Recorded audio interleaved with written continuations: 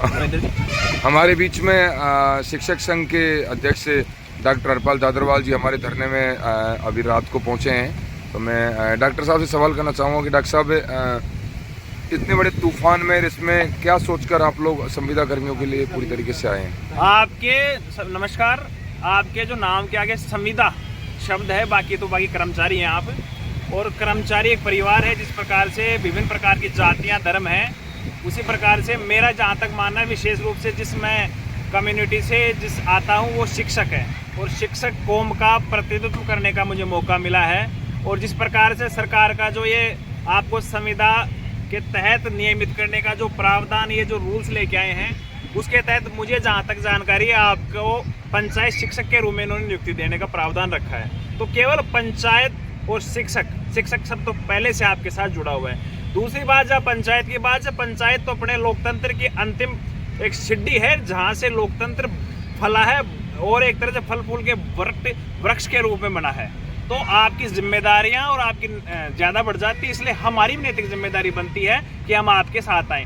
दूसरा, जब मैंने पिछले दिनों तबादलों को लेकर शिक्षा संकुल में आमंत्रण किया, तब आप पूरी टीम के साथ में दल बल के साथ आए और आपने मुझे पूर्ण आश्वस्त किया कि हम आपके साथ खड़े हैं। तो मेरा भी दायित्व तो बनता है। मैं राजस्थान एकीकृत शिक्षक महासंघ की ओर से आपको पूर्णतः आश्वस्त करता हूँ कि ये जो हमारी आसमान की चादर है, ये छत है, इसमें इस बरसात और ये चक्रवात का मौसम है, आप मेरे बड़े भाई हैं, जैसा आप आदेश करेंगे उसकी अनुपालना करना मेरा दायित्व रहेगा। और आप जो भी घर बैठे हैं, विशेष रूप से आपके ही संविदा कुछ नेता जो अपनी डींग लंबी लंबी हाँकते हैं और कहते हैं कि हमने मुख्यमंत्री से ये करवा लिया, वो करवा लिया।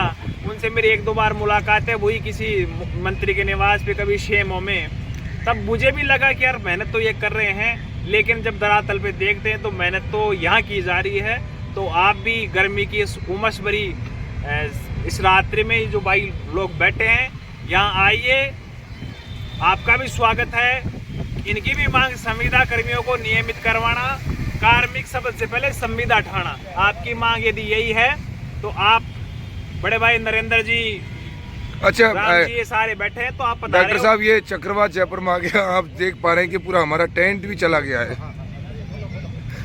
ये देखो, वो कहते हैं ना, जब लोग वो दीवा घुसता है ना, उससे पहले फड़फड़ाता है। इसी प्रकार सरकार यदि यही रवैया बनाए रखी तो सरकार का दीवा बुझना निश्चित है। तो बार बार में अपना रूप दिखाती रहती है। मुझे ज्यादा लगता है ये भी परीक्षा ले रही है कि ये जो एक तरह से दीवाने हैं, काम के प्रति जुझारू हैं, ये रुक पाते हैं कि नहीं रुक पाते। मुझे उम्मीद है इस तूफान के बाद में यहाँ पर सैलाब आएगा और इस कर्मचारी से पहले संविदा शब्द हटा के जाएगा। डॉक्टर साहब, आपने जो हमारा आंदोलन अनिश्चित काल चल रहा है, इसमें अगर शिक्षक संगठनों की स्कूल खुलने के बाद भी अगर जरूरत पड़ी तो आप लोग क्या हमारे लिए पूरी तरीके से सरकार से लड़ने के लिए हमारा साथ देंगे? मैं आपसे पूर्ण आपको बताना चाहूँगा कि इसी 19 तारीख से हमारा भी यहाँ महापड़ाव शिक्षकों का तबादलों को लेके है।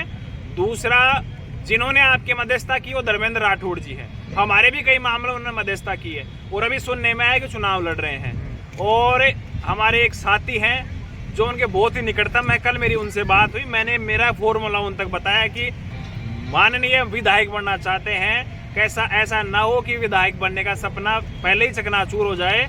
जरूरत पड़ी तो यहाँ से सीधा जहाँ से वो चुनाव लड़ना चाहते हैं, वहाँ की वो पवित्र झील में जल समाधि लेकर वहाँ से उनको सीधा विधानसभा में ललकारा जाएगा। और हमारे कुछ साथी धन्यवाद भी दे आए, उसके बारे में आपका क्या कहना है? ये तो देखो, लोकतंत्र है, चलता रहता है। पिछले 17 मई को हम यहीं शहीद स्मरण डटे हुए थे, तबादलों की मांग थी।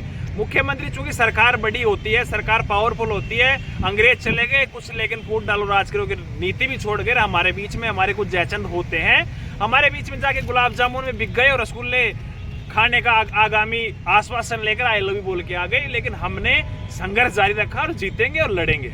बहुत बहुत धन्यवाद डॉक्टर साहब, संविदा कर्मियों के लिए आप आए।